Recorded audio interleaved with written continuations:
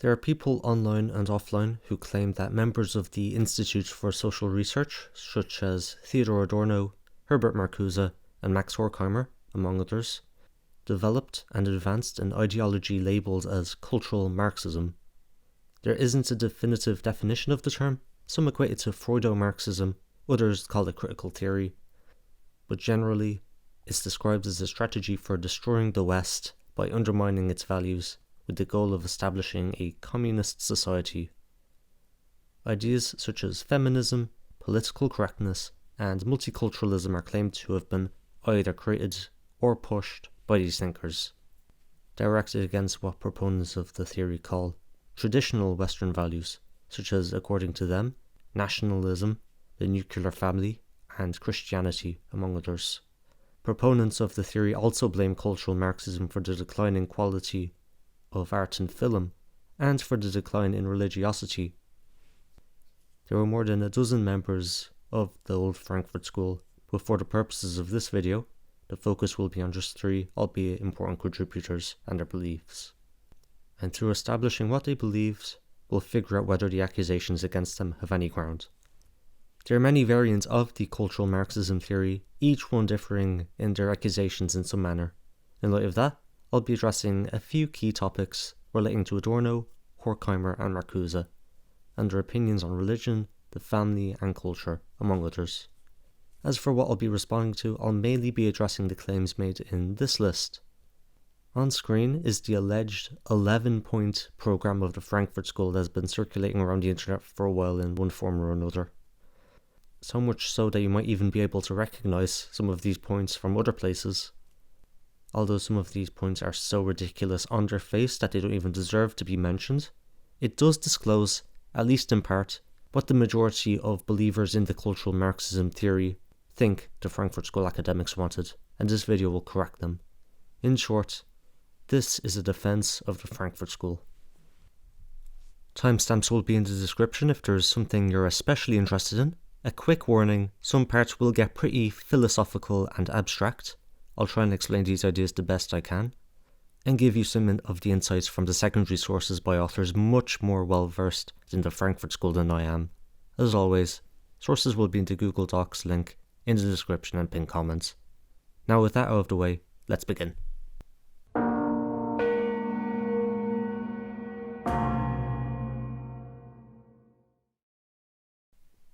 Historian of Marxism, Leszek Kolakowski, believed to have identified the doctrine of the Frankfurt School to be, first, that civilization was in need of radical change, and second, a philosophical approach, independent of existing doctrines, was needed. His theory generally appears to hold, demonstrated by the Frankfurt School's vast use and critique of philosophies to create new theories of society, art and culture. Such thinkers included, among others, G.W.F. Hegel, Emil Durkheim, Max Weber, Sigmund Freud, George Lukács, and of course, Karl Marx. This is by no means to say that these individual members all completely adhered to a never-seen-before ideology and shunned any kind of association with the ideas of those like Freud and Marx. In fact, some attempted a synthesis of Freudian and Marxist thought. This will be addressed later in the video. Max Horkheimer, the director of the Institute for Social Research, defines critical theory in juxtaposition to traditional theory. According to him, traditional theory assists in maintaining the status quo, whilst critical theory challenges it, not aimlessly, as some claim, but rather, it does so primarily through immanent critique. Immanent critique, when directed at society, is a method of critique where a society is judged by whether it is abiding by its own standards, norms and values. Immanent critique itself stands in contrast to other methods of critique, such as the transcendental kind, those that measure society with a set of standards and values foreign to it. For example, an immanent critique of, say, the pre-Civil War American South.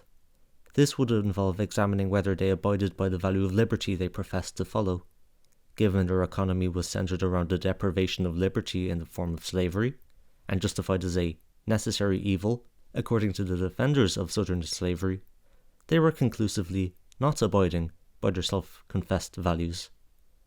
Of course, not every member was confident in the actual feasibility of immanent critique. Case in point, Theodor Adorno claimed that the values of society had become the same as how society operates, that, quoting Adorno, "the difference between ideology and reality has disappeared." He also warned against exclusively using immanent critique, quote, either calling culture as a whole into question from outside, or confronting it with norms it itself has crystallized, cannot be accepted by critical theory. To insist on the choice between immanence and transcendence is to revert to traditional logic criticized in Hegel's logic. Marcuse, on the surface at least, also believed that immanent critiques of society are impotent. Speaking of society,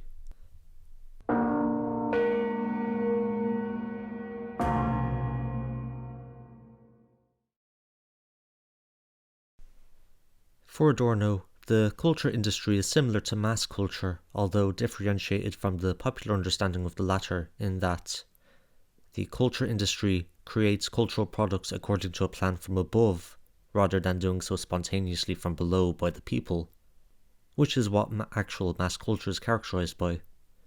The culture industry is industrial in the sense that the process of creating media is organized in a manner akin to industrial production. Under capitalism, items are created for the purpose of exchange in the context of quote-unquote culture, the cultural product for money. Karl Marx, in his analysis of the commodity, distinguished two parts of it, a commodity's use value and its exchange value. The use value consists of two things. First, the physical qualities of a given item. In the case of a painting, its use value would consist of the brush strokes deployed, types of paint used, and whatever is actually depicted on the canvas. And second, its ability to satisfy some kind of want or need. The exchange value, on the other hand, is essentially what's worth on the market, what people will pay for it. Now, Adorno states explicitly that what's produced by the culture industry aren't simply commodities which are also cultural works, but, quote, commodities through and through, end quote. He argues that there has been a decreasing focus on the use value of a cultural product itself, and an increasing focus on exchange value and how the use value of a piece can be moulded in service of it. As a result, we are seeing a deterioration in the quality of cultural products, since they are not being created for their own sake. Note that Adorno still considers the culture industry to be a deliverer of art. For him, saying otherwise is a way for the industry to evade responsibility for the quality of their products. With this all-encompassing focus on exchange value, there also comes a growing sameness between products. The consumers of these products follow this trend, as in they become less concerned about the use value of what they consume, in favour of the exchange value of whatever they're consuming. They grow less concerned about the quality of the media they consume. Instead, they fixate on an aspect that, according to plan, was designed to make the product they consume appear unique. In other words, they regress in their tastes. The products created by the culture industry determine how they are then consumed by the consumer. The consumers do not decide what products will be churned out, rather the culture industry, driven first and foremostly by the profit motive, analyzes the consumers to hypothesize what will and will not sell. Quotes, "The customer is not king," end quotes. Once produced, social forces come into play. By that, I mean those who do not sufficiently participate in its consumption are ostracized, quoting from Adorno, "Looking good, make up, the desperately strained smile of eternal youth which only cracks momentarily in the angry twitching of the wrinkles of the brow. All this bounty is dispensed by the personnel manager under threat of the stick. People give their approval to mass culture because they know or suspect that this is where they are taught the mores they will surely need as their passport in the monopolized life." Note that this was written in 1942 when Adorno used mass culture and the culture industry interchangeably. In this sense, consumers are not completely passive actors, innocent of what is being perpetrated, since in the end, their participation is what is needed to keep the system going. Adorno singled out music in his analysis of the culture industry. He notes that people nowadays do not deviate from the type of music they consume. Quoting from Adorno, "Regressive listeners behave like children. Again and again, and with stubborn malice, they demand the one dish they have once been served."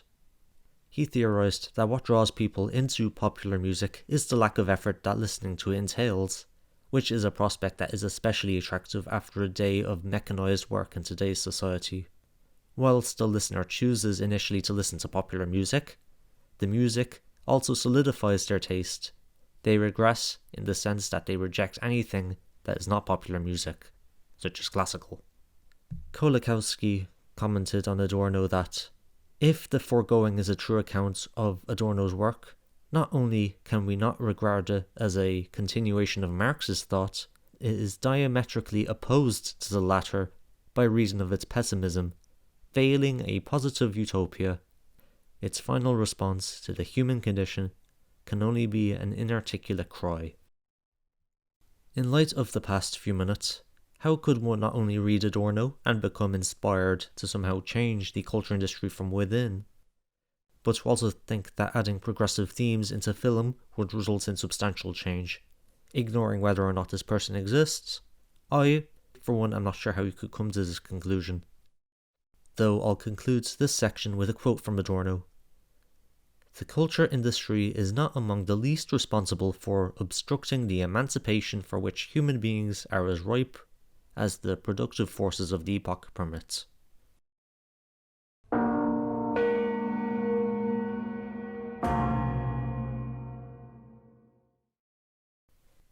For many of the Frankfurt School members, religion has both oppressive and liberatory aspects depending on the context it finds itself in.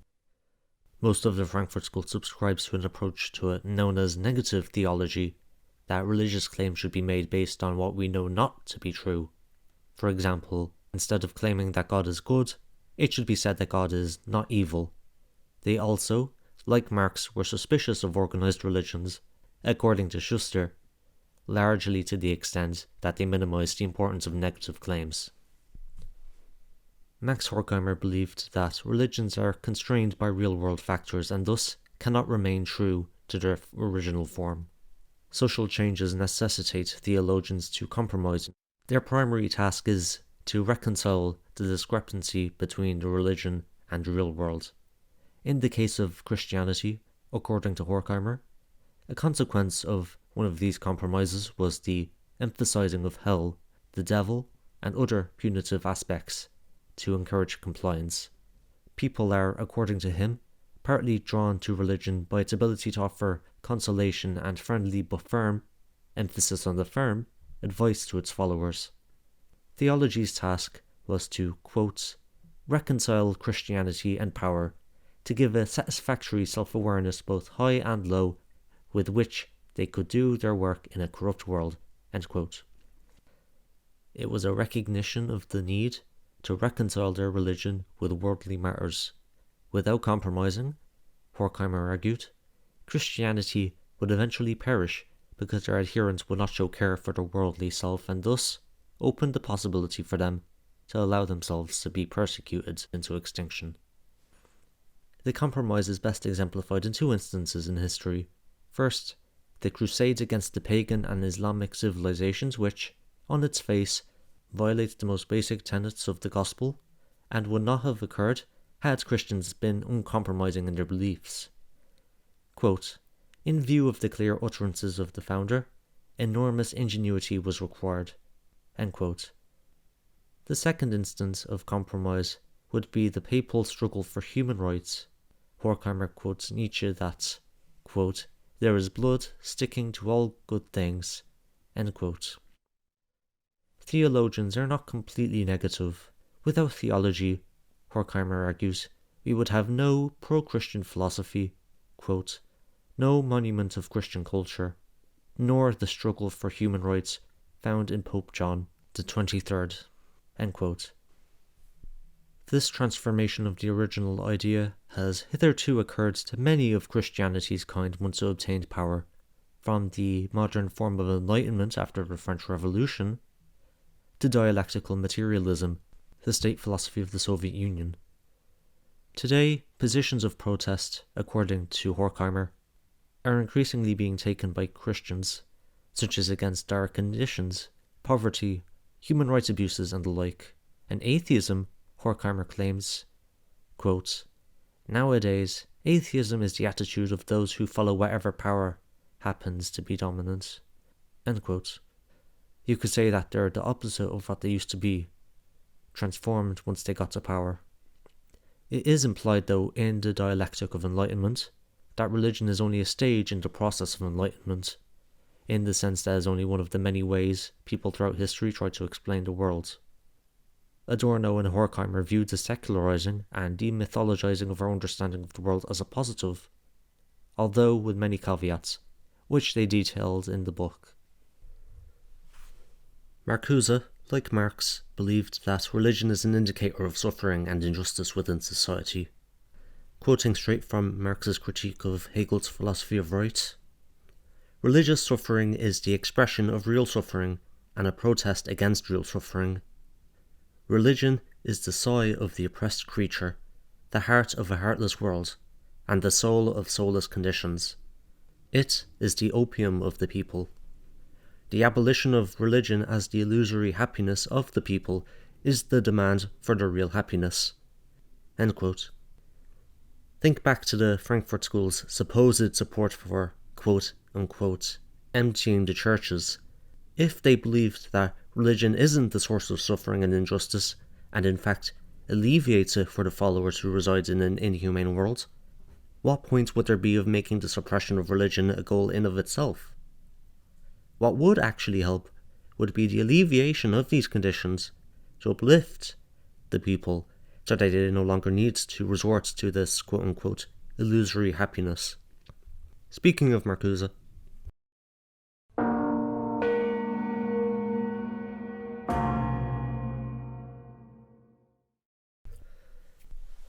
quick tangent. Earlier I addressed the project of the Frankfurt School and briefly mentioned the thinkers who influenced the members. What I didn't address was the influence of psychoanalyst Sigmund Freud, nor did I go into depth on the Freudo-Marxist synthesis. Theodore Adorno's relationship to Freud was complex, in the words of Simon Jarvis. In most cases, Marx took priority over Freud in this synthesis, such as in the analysis of fetishism. In other areas, Freud was even made obsolete, such as on the influence of the family on individuals, which Adorno and Marcuse believed had been changed by the erosion of paternal authority. Adorno also denounced the ideas of the more enthusiastic, Freud-adjacent thinkers, such as Wilhelm Reich, mistaken by some to be a member of the Frankfurt School. Erich Fromm, in contrast, was more willing to accept Freud's stranger ideas into the synthesis. One memorable insight that came from this was, quoting Simon Jarvis, "the identification of the spirit of capitalism with the anal character." End quote. Even then, this was part of his project to rid psychoanalysis of its most deterministic aspects, a project that Marcuse also endeavoured on. In short, some, more than others, were undeniably focused on synthesizing Freud and psychoanalysis with Marx and historical materialism, and many others at least had an interest. This, however, is mistakenly overstated by some, as if it was the main project of the Frankfurt School. Quoting critical theorist Frederick Jameson, "We have all probably overemphasized the Freudo-Marxism of the Frankfurt School, which is finally realized only in Marcuse." End quote. In fact, calling the project Freudo-Marxism overemphasizes the role of Freud, whilst de-emphasizing the undeniable role of others. Some, for example, situate the Frankfurt School within a Hegelian Marxist current.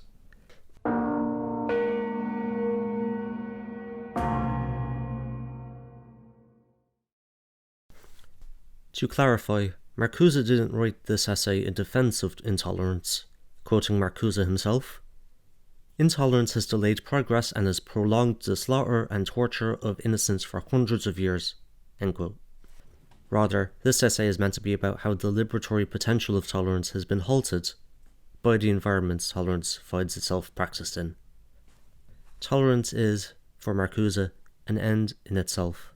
It allows for ideas to be spread unhindered, to allow society to develop in a way so that people can experience a greater degree of freedom, to progress as a civilization. To progress, people need to be able to freely discuss ideas. Quote, "The uncertainty of chance necessitates freedom of thought and expression as preconditions of finding the way to freedom. It necessitates tolerance." End quote. Tolerance also brings with it the possibility for an end to unnecessary violence and suppression. Unnecessary in the sense of being beyond what is needed to protect people and animals from violence and cruelty. According to Marcuse, we haven't seen these goals realized because tolerance is extended to policies that impede these goals from being realized, and it just so happens that these policies play an important role in maintaining the status quo. This status quo is what Marcuse calls advanced industrial society, and it is one where the people become more affluent over time, but as this increases, so too does destruction and misery. Destruction stemming from the ever more sophisticated missiles and bombs hurled at potential enemies, and misery from the, quote, systematic moralization of children and adults alike by publicity and propaganda, end quote. It is because they maintain this system of growing affluence that, according to Marcuse, these downright evil happenings can appear to be good. The public are taught to tolerate the status quo and the policies and behaviours that perpetuate it because, in one way, it is to their benefit in that it makes them more affluent. The society Marcuse speaks of, the United States, like all liberal societies, has never been completely tolerant. For a society to be completely tolerant, it needs to be practiced by everyone, quote, by the sheriffs as well as by their victims, end quote.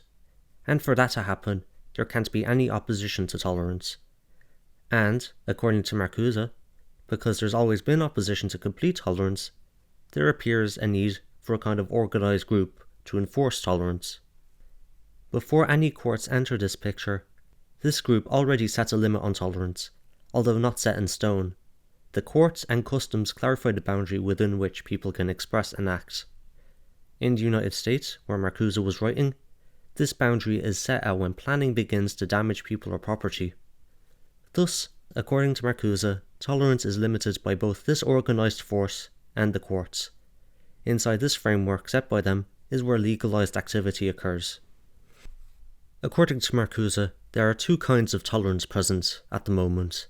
Passive tolerance, given to already established behaviours and policies, including the harmful, and active tolerance, given to the political left and right. This kind of active tolerance, practiced in the US, is what he calls pure tolerance. By not choosing a side, the state, by default, protects the status quo. Quote, "Those who stand against the established system are a priori at a disadvantage, which is not removed by the toleration of their ideas." End quote. For the liberating function of tolerance to work, there needs to be an environment with people able to think rationally and for themselves. Marcuse argued that this environment does not yet exist, and the way that the media works is a major culprit. The media space is centralised in the hands of a few corporations, partly because of how expensive it is to establish them. Once established, these few corporations have the power to act on their own agendas, to decide what does and does not get broadcasted, to decide what the people are and aren't told. There can't be a free exchange of ideas in this environment because money restricts the type of person or group that can spread their ideas. Marcuse explicitly names the left as one of these groups.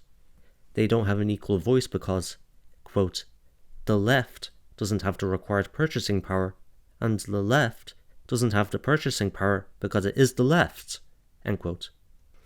All this is tolerated by society.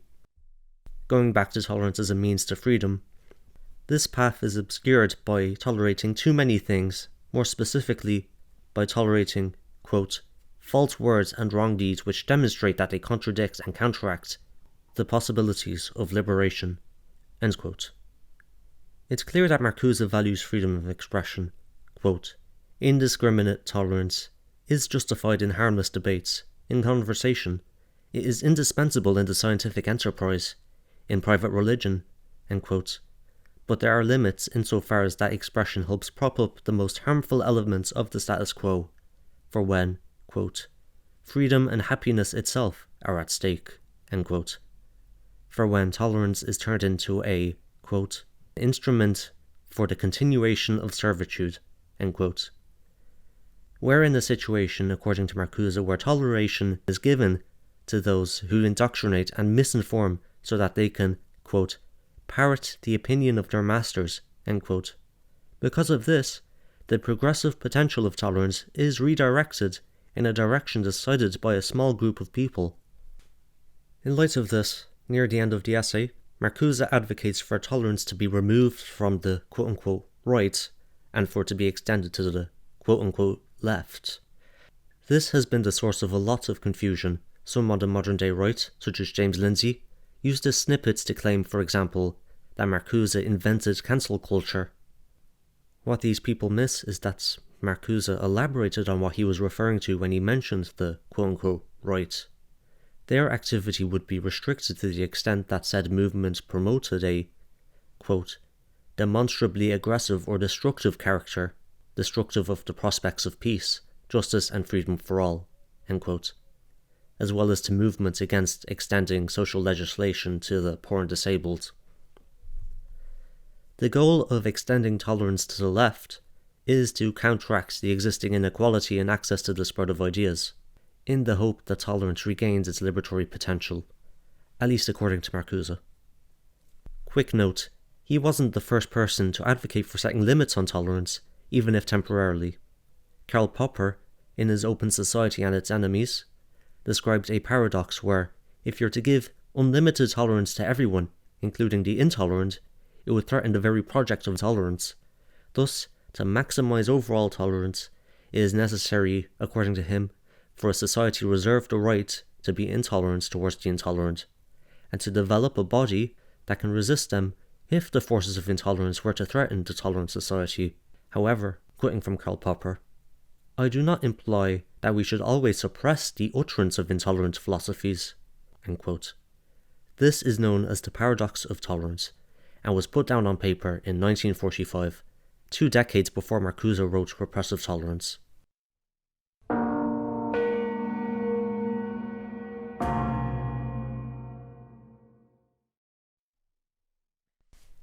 Adorno foresaw the decline of the family being brought about by capitalism rather than a socialist revolution.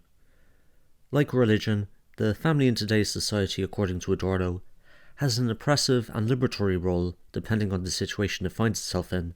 In totalitarian contexts, he considered it to be a bulwark against the encroachment of the state into people's lives, which it had failed to do. Instead, it is now, quote, experienced less as a power of oppression than a residuum, not fought against, but forgotten and just tolerated by those who have neither reason nor strength to resist, end quote. The authority of the family is being transferred to the collective, to the society, and it creates the possibility for what happened in fascist Germany to repeat itself. In that case, it was transferred to the groups belonging to the state as a product of a quote-unquote fatherless society. The decline of the family, according to Adorno, was brought about, for one, by economic changes. In the past, by that he means early capitalism, people gathered into families as a cheaper way of sustaining one another. The men works to earn money, the women performs free domestic work, and the children helps around the house or business when called upon to do so, both being cheaper than hiring someone else to do the work. The family didn't operate internally according to market relations, but today it exists inside a society that does. A natural, unrationalized component, the family, inside a rationalizing and integrative body, society.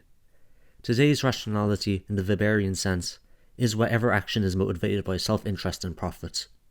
Thus, this discrepancy has led to a tendency for society to intrude on the quote-unquote irrational parts of the family, to integrate them.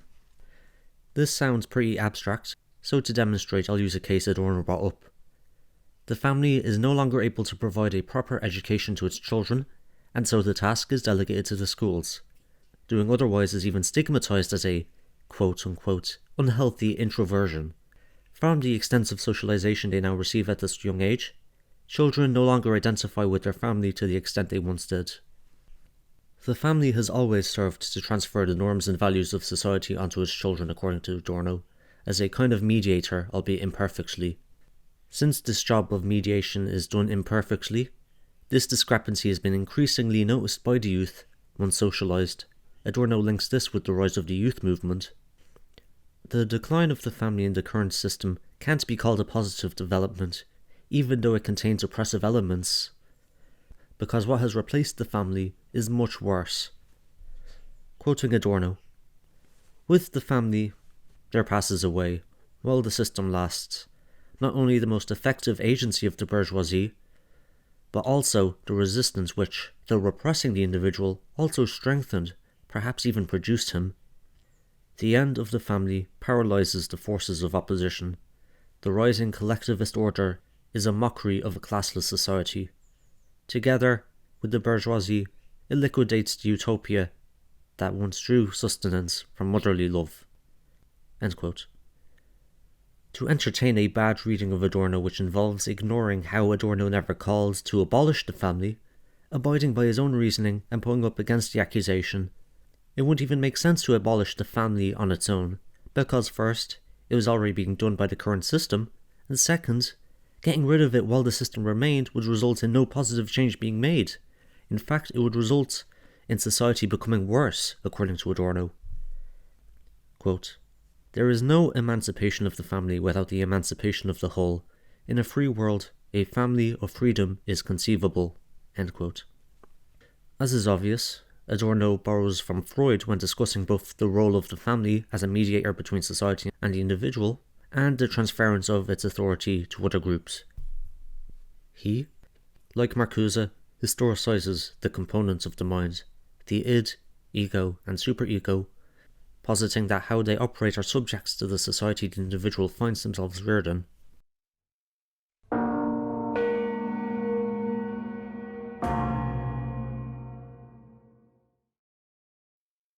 Whereas the extent of Freud's influence on the other members of the Frankfurt School is debatable, the same cannot be said for Marcuse. Remember I quoted Frederick Jameson earlier on, quote, "We have all probably overstressed the Freudo-Marxism of the Frankfurt School, which is finally realized only in Marcuse." End quote. Remembering back to Freud's determinism, what I meant by that is that Freud believed that we as individuals must be repressed for civilization to continue. Freedom and unfreedom are thus intertwined with one another. That doesn't clarify much, so let me explain. According to Freud, repression is a precondition for civilizational progress. Repression, meaning the mental act of restraining, constraining, and suppressing oneself. The most basic drives of people initially operate under what is called the pleasure principle, and therefore the drives become anything but conducive to harmony. These drives, unabated, will seek gratification to an unrealistic degree, unable to restrain themselves nor comprehend delayed gratification, thus making cooperation and thereby civilization impossible. Therefore, the instincts must be deflected from their goal of immediately satisfying their needs. The beginning of civilization, in Marcuse and Freud's account, is when the immediate satisfaction of the needs of the instincts is no longer a primary goal. This is something enforced upon them, primarily by the family. As I said, the pleasure principle initially dominates the drives. We are initially born with the pleasure principle in mind, which drives us to seek pleasure and minimize pain. Although this principle dominates the drives at first, soon after birth, we come to experience an environment marked by both painful sensations and a deprivation of pleasure. Even worse is that eventually one will need to participate in unpleasurable labour in order to survive. But this results in pleasure being delayed. Faced with the revelation that full painless gratification is impossible, a new principle emerges to overcome it, the reality principle. Through this, people learn to restrain themselves from the destructive and momentary pleasure that makes civilization impossible, and instead choose pleasure that ends up being delayed but assured. The reality principle modifies and safeguards the pleasure principle because it is able to still grant pleasure albeit through restraint. With the establishment of the reality principle, a person truly separates themselves from other animals. Under the principle, they strive for what is useful and develop reason to distinguish between what is good and bad, useful and harmful. Most of the mind now is subordinated to this principle. At this point, it now appears that there's potential for the barriers to gratification to be removed, but the person has already been fundamentally changed according to Freudo-Marxism. Their values are no longer their own, but are society's and organised to its benefit. These values are transferred from society to the individual via the family, primarily the father, who helps enforce the reality principle by monopolising pleasure for themselves. Remember how I said that the reality principle is enforced upon them? The sons inevitably revolt, but the sons, once in power, reproduce the conditions they rebelled against. Quote, "The unfree individual introjects his masters and their commands into his own mental apparatus." End quote. The primary reason behind maintaining the reality principle, again, is scarcity. Freud believes that we are in a constant struggle for survival, and that people within a civilization will need to, quote, "have their energies directed away from sexual activities onto their work," end quote. Since this struggle for survival is eternal, according to Freud, so too is the need for repression. Civilization advances, therefore, thanks to the ever-increasing domination of our drives over ourselves. It's interesting stuff, but reading all of Eros and Civilization so that I can detail Marcuse's vision of a different future is far beyond the scope of this video. What I will do, though, is make some tiny clarifications. Marcuse believed that society was at a stage where, once the existing order had already been done away with, that the drives could be liberated without putting a stop to civilizational progress. But there's a misconception that he believed a simple sexual liberation would usher in a new society free from repression. This isn't the case. He critiques Wilhelm Reich for making this mistake that, quote, "progress in freedom appears as a mere release of sexuality," end quote. And second, there needed to be other, more fundamental changes to society before it happened, quoting Marcuse. I should simply like to point out that the realization of this possibility presupposes fundamentally changed social and cultural institutions. In the existing culture, that progression appears as catastrophe, and the battle against it as a necessity. Scholar of Marcuse, Jephcott, supports this idea, knowing that the sexual revolution of the 1960s was ultimately contained in the current system. Stuart Jeffrey's account of today's society, what James Lindsay calls Marcuse's world, we all live in Herbert Marcuse's world today, is characterized by consumerism, militarism, and sexual repression masquerading as erotic free-for-all. So much for Marcuse's world, am I right?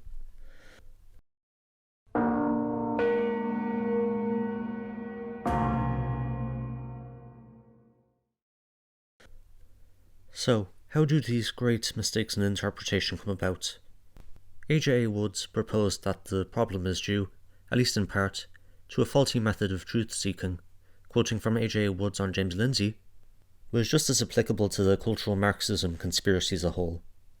Quote, "Many of Lindsay's claims follow a bizarre associational logic, where the relation between premises and inferences is replaced by the linking up of ideas resting on mere similarity.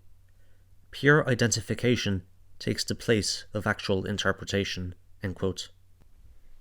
More relevant to the topic is how cultural Marxism conspiracy theorists, in their account of the Frankfurt School, usually mention Antonio Gramsci.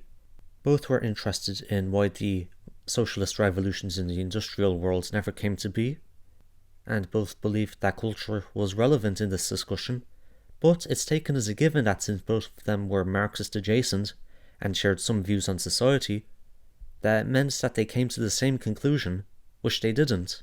It's blatant guilt by association. By choosing this method, instead of insightful work, you'll create ham-fisted comparisons between different ideas, something that anyone can do. This is partially what makes the myth of cultural Marxism so persistent. Its ease to weave current social and economic changes into a narrative that a small group of philosophers and their alleged intellectual heirs are destroying the West. By taking the cultural Marxism conspiracy theory to be a fact, the believers implicitly reject or at least downplay the role that material forces play in the development of culture, of the economy, and society at large. To conclude, the claims made against the Frankfurt School are oversimplifications at best and lies at worst.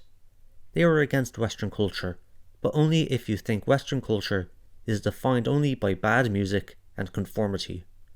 Quoting Max Horkheimer, I believe that Europe and America are probably the best civilizations that history has produced up to now as far as prosperity and justice are concerned. The key point now is to ensure the preservation of these gains. Thank you for watching.